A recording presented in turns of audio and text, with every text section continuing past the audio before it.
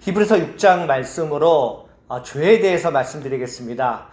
현대 크리스천들은 죄에 대해서 말하면 싫어하는 사람이 있대요. 이스라엘도 그렇게 망했거든요. 평안하다 평안하다 말하는 것은 거짓 선지자들이었고요. 죄에 대해서 말하는 것이, 그것을 받아들이는 것이 굉장히 중요합니다. 죄에 대해서 말씀드리겠는데, 오늘 죄가 무엇인가? 오늘 히브리서 6장 1절 말씀 보시면은 그리스도의 도를 버리는 것, 그리고 죽은 행실이라는 표현이 나오는데요. 첫 번째는 우상 숭배죠. 두 번째는 개인적인 도덕적인 그러한 잘못, 그러한 죄를 말씀하고 있습니다. 고린도전서 6장 9절 10절 말씀 보시면은, 불의한 자가 하나님의 나라를 유혹으로 받을 줄을 알지 못하느냐? 미혹을 받지 마라. 음행하는 자나 우상 숭배하는 자, 간음하는 자, 남색하는 자, 도적질, 탐욕을 부리는 자, 술 취하는 자, 모욕하는 자, 속여 빼앗는 자들은 하나님의 나라를 유업으로 받지 못한다. 이렇게 되어 있거든요. 하나님의 유업을 받지 못한다고 두 번씩이나 말해요. 굉장히 죄를 지었을 때 그 영향이 크다는 그런 말씀인데요. 여러분, 하나님의 유업을 받지 못할 정도로 이런 죄를 지으면은 천국에 가지 못한다는 말이죠. 목사님, 저는 여기 가운데 죄를 지었는데 그럼 저도 천국에 가지 못하나요?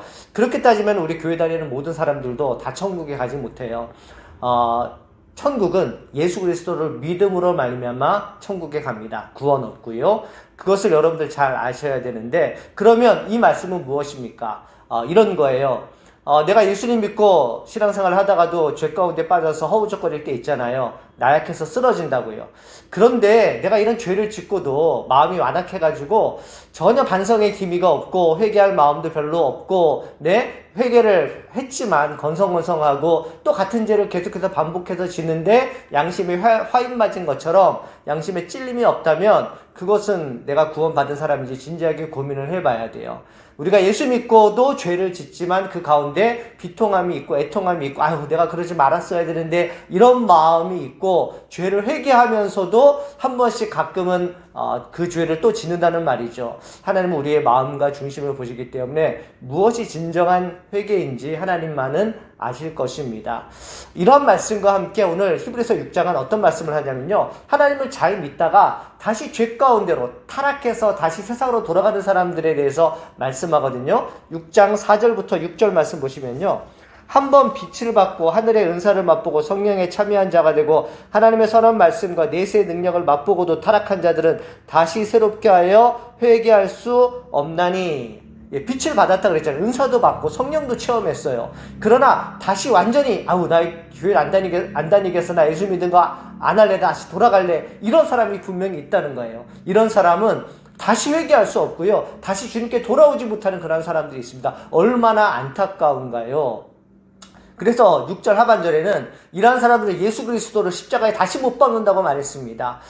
유대인들이 예수님을 십자가에 못 박아서 죽였는데 예수님으로 말미암아 우리가 구원을 얻었잖아요. 그래서 예수님이 부활하셨는데, 마치 우리가 그러한 예수님을 믿고도 양심에 화인 맞은 것처럼 아까 말씀드린 그러한 죄의 회개도 없고, 또 있어도 가직적이고 외식적인 죄의 회개, 이런 데 빠지고 양심에 찔림도 없고 계속해서 반복해서 이런 죄를 짓는 타락함에 빠져서 세상 길로 우리들이 빠져간다면 구원은 없다는 그러한 말씀이죠. 천국이 없다는 말씀입니다. 사랑하는 성도 여러분, 그러므로 우리는 우리 자신을 정말 돌아봐야 돼요. 바르게 살고 있는지 잘하고 있는지 정말 체크를 해봐야 되고요. 내가 하나님 앞에 진실된 사람인가, 내가 정말 죄를 고백하는 사람인가를 잘 깨달아 알 수 있는 그러한 사람이 돼야 되는 것이죠.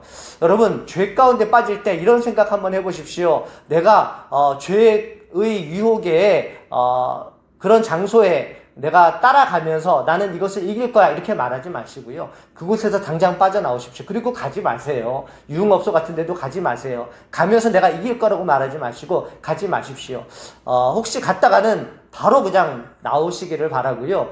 이런 생각하는 거 어떨까요? 예수님이 나를 위해 십자가에 달려 돌아가시는데 내가 지금 무슨 일을 하고 있는가? 내가 이렇게 사는 것이 예수님의 십자가에 합당한 일인가를 생각하시면서 내가 이렇게 살면 안 되지, 이런 생각을 여러분 한번 해보시기 바랍니다. 이런 생각을 하면 죄 가운데서 많이 멀어질 수가 있어요.